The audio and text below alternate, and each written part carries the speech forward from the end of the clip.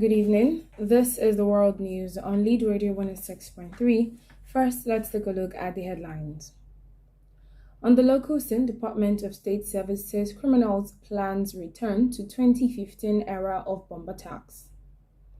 Oyo State government directs schools to resume May 5th. On the foreign scene, United States President Joe Biden pardons ex-Secret Service agents. In sport, Barcelona defender Ronald Araujo agrees new deal until 2016 with €1 billion Euro buyout clause.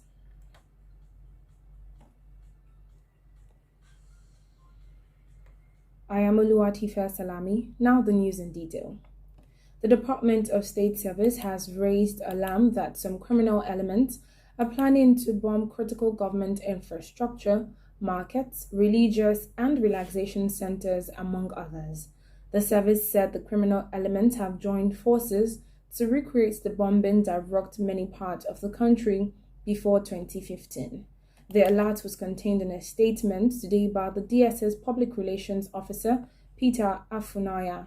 He said the new plan was unconnected to its earlier alert that some persons and groups were planning to cause violence in the country.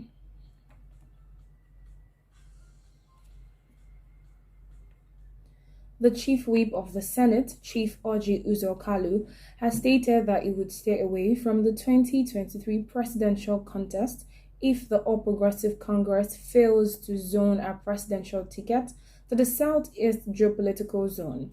He said in the absence of such zoning, he would seek re-election to the Senate to continue representing the Abia North Senatorial Zone in the 10th Senate. Kalu, who made this public in a statement today, insisted that there is no fairness in zoning the APC presidential ticket to Southern Nigeria and not Southeast, which has never produced a precedent.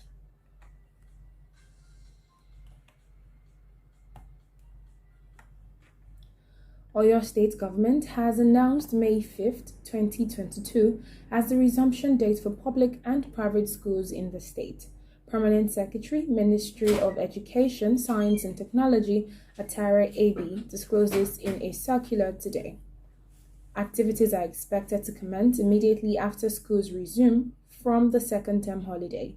The circular added that the officials of the ministry would be fully deployed to enforce compliance with the directive.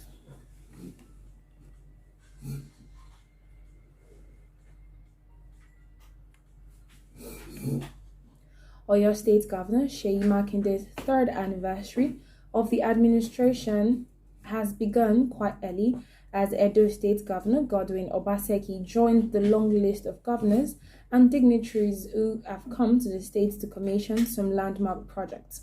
Today, Tuesday, 26th April, the Edo State Governor is in Ibadan to witness the commissioning of 2 world standard bus terminals in Ojo and Challenge, as well as the launch of the Omi-Tutun bus transport system.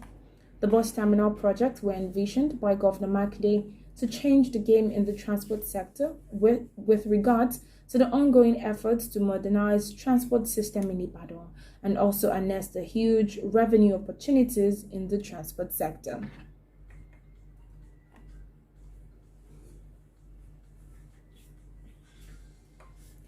Ahead of the People's Democratic Party (PDP) primaries, PDP will pick its candidates for various elective positions in 2023, the Oyo State chapter of the party tomorrow, Wednesday, 27th April 2022.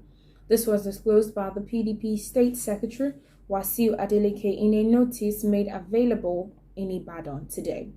Adeleke said the party's aspirant vying for the National Assembly and the House of Assembly seats will be screened. According to him, the screening would start by 8 a.m. at the State Secretariat, Molete, Ibadan.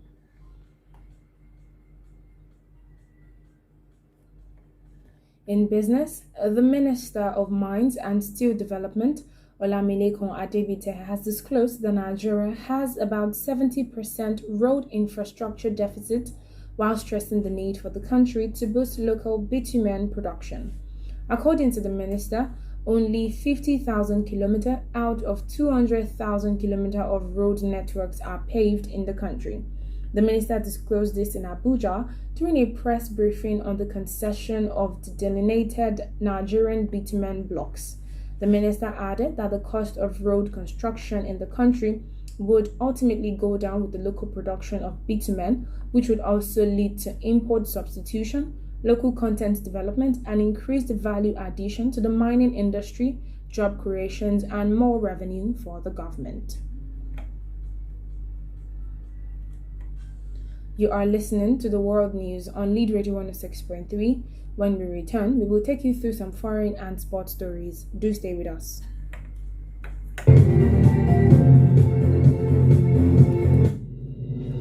Restructuring, secession, referendum, independent candidacy, electoral reforms, corruption, political prostitution, all of these and more are the issues that we will be breaking down on Politics 360 every Thursday by 9:30 a.m. to 10:30 a.m. Tune in for in-depth analysis on political issues across the globe on Lead Radio 106.3. Trust me, you don't want to miss this.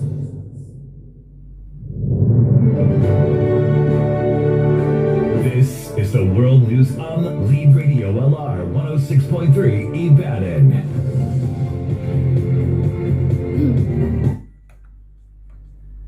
Welcome back to the second half of the World News on Lead Radio 106.3. Now to some foreign and sports stories.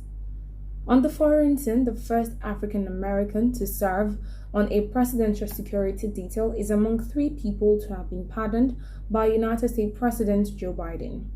Abraham W. Bolden Sr., who is now 86, was convicted in 1964 on bribery charges. The White House also announced that the prison sentences of 75 others, most of whom were serving time on low-level drug offenses, have been shortened. Today's grants of clemency are the first of the Biden's administration.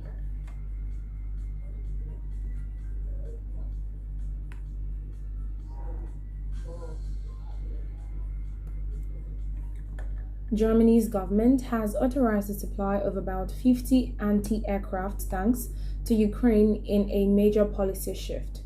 Berlin's decision comes as the United States and its allies meet at an air base in Germany to plead more weapons for Ukraine. Russian Foreign Minister Sergei Lavrov warned NATO against supplying military aid to Ukraine, saying there was a risk of the conflict escalating into World War III. United Nations Secretary General Antonio Guterres has called for a ceasefire in Ukraine ahead of talks with Russia's Vladimir Putin.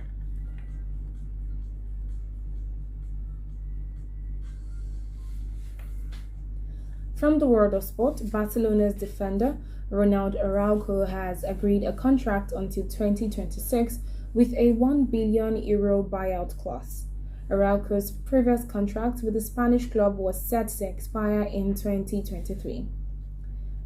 Araujo, who is 23, has played 26 times in La Liga this season, scoring 4 goals, including one in a 4-0 win against Real Madrid.